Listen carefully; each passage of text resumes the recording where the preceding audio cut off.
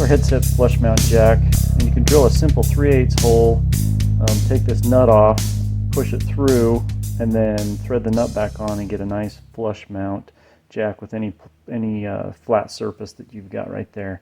And it's got a little dust cover on there, so you can plug it up when you're not using it.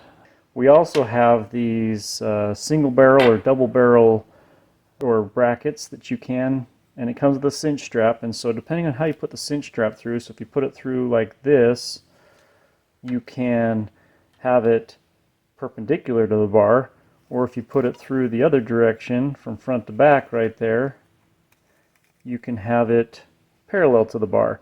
So it depends on how you want to put your headset flush mount jack on the bar. And it also has a hole in the middle, so if you want to, you can drill and put an M5 bolt. The M5 bolt, we don't include this one because most people, I don't think, do this one, but you can buy an M5 bolt. They're really cheap. Just get that, and then you could mount it up inside, like up underneath the roof or any place where you want to hang it. You could quickly mount it there, or just simple tap screw or something like that. You could just tap it down through and mount it wherever you want on another surface. So that's our headset flush mount jack with appropriate hangers.